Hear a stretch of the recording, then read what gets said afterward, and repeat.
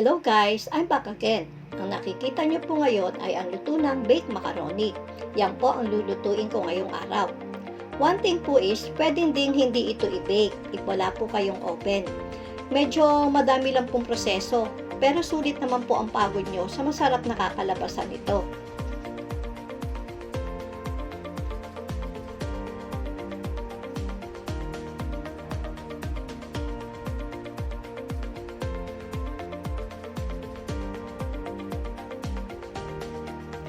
Yan po ang mga sangkap na ating gagamitin sa paggawa ng baked macaroni. Step by step po siya sa pagluto. Kaya ipapakita ko po sa inyo ang simpleng paggawa ng baked macaroni. At kung bago ka pa lamang po na nanonood sa aking YouTube channel, ay click nyo lang po ang subscribe button at ang notification bell para updated po kayo sa mga videos po na aking gagawin, na alam po naman na may matututunan po kayo kahit paano.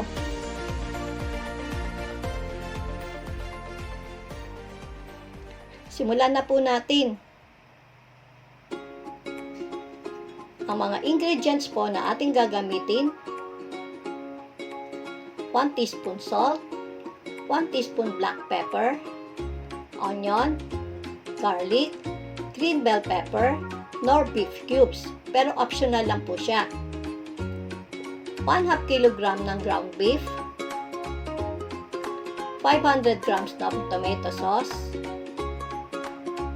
1 cup quick melt cheese, 1/2 cup condensed milk, 1 can of Reno liver spread, 2 tablespoon tomato paste, 500 grams penne pasta. Para po sa white sauce, 1/2 cup of butter, 1/3 cup flour, 1 cup quick melt cheese, 2 cans of evaporated milk.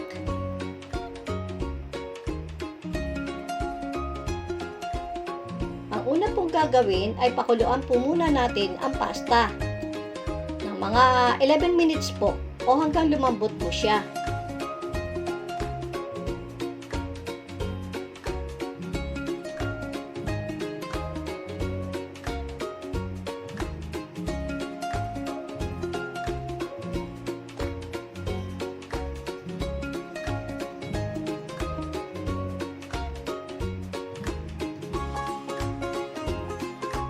Ayan na po siya. Balawan lang po natin ng malamig na tubig.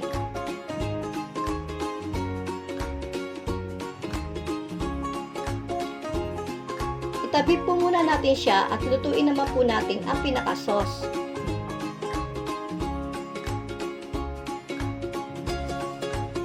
Mag-isa po ng sibuyas. Lutuin mabuti po ang sibuyas.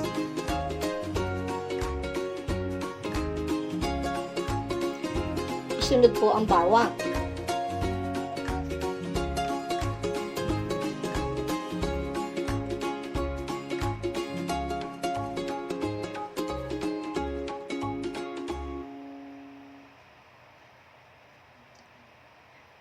Isunod pong ilagay ang ground beef at haluing mabuti. Hintayin po lamang natin na maging golden brown bago po isunod ang ibang sangkap.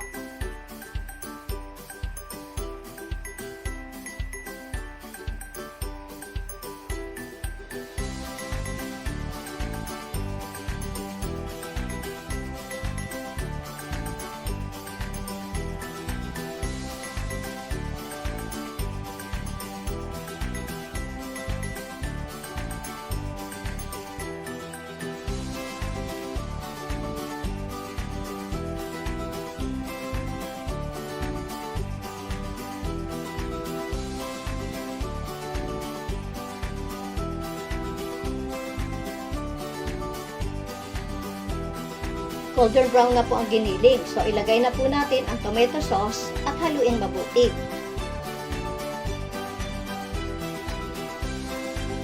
Pakuluan lang po mabuti. para po kumapit yung tomato sauce sa ground beef.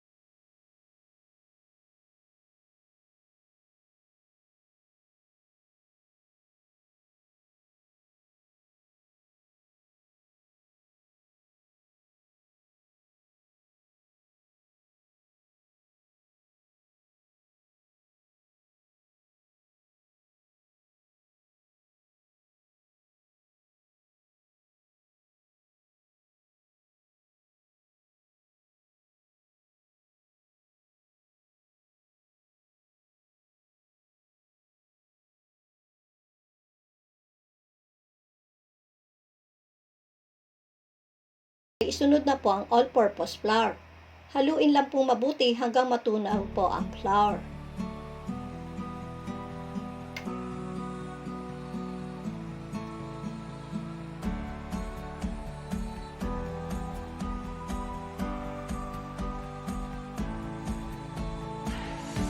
Isunod po ang milk. Ang paglalagay po ng milk ay unti-unti lamang, hindi po dapat nasabay-sabay yung dalawang can.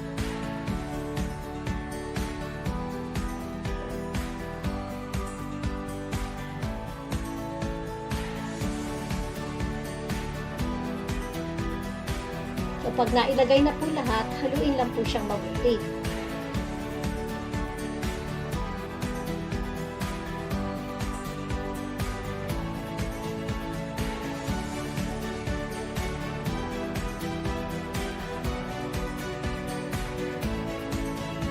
Lagay na din po ang grated cheese. Haluin lang po mabuti hanggang sa lumapot po ang sauce.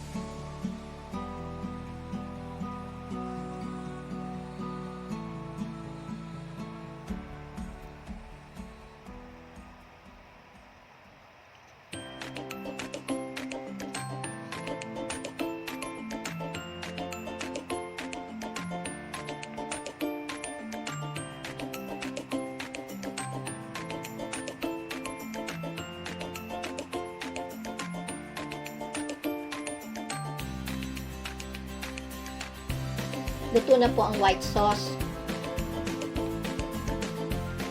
Next po ay ilagay na po natin ang sauce sa pasta.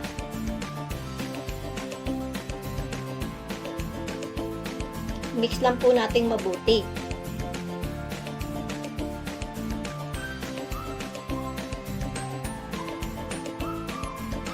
Dagdagan lang po ng sauce para ma-absorb mabuti ng pasta. Mas maraming sauce ay mas masarap po. Mas juicy po siya pag binake.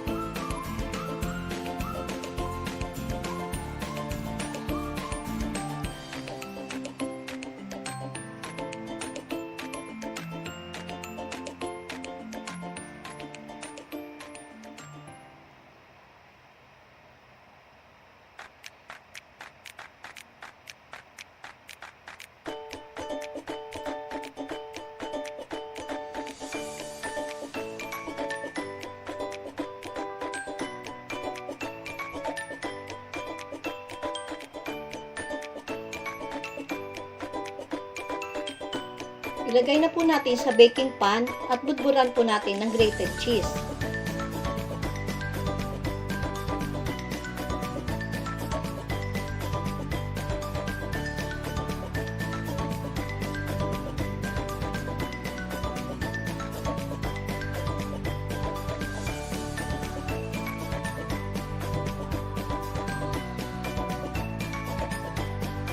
After po nun, ay lagyan na po natin ng white sauce.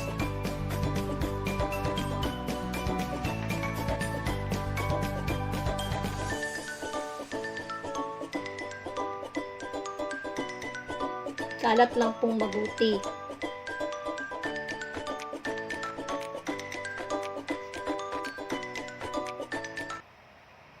Actually, pwede na po yung kainin kahit hindi na po i-bake.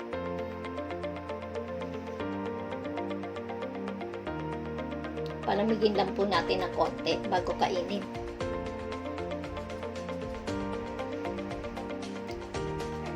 Pero i-bake po natin siya sa 160 degrees Celsius for 20 minutes.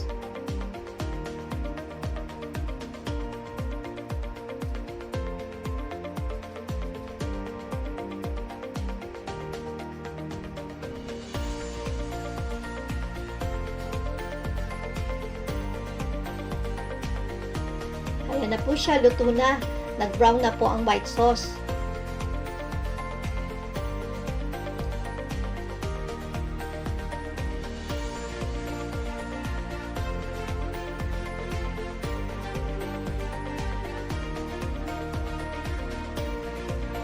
Ayan na po siya, luto na po ang baked macaroni.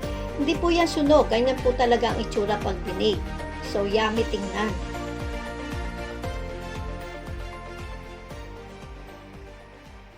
Try nyo po at siguradong magugustuhan nyo po ito.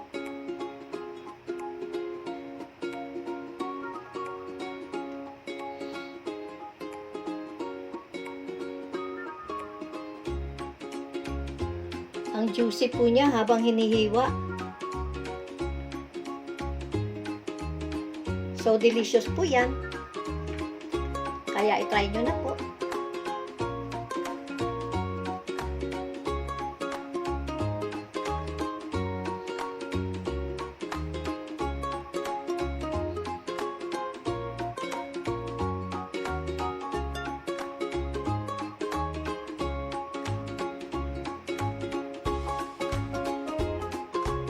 Thank you for watching!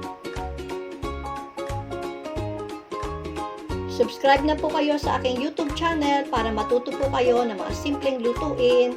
See you po sa aking next video.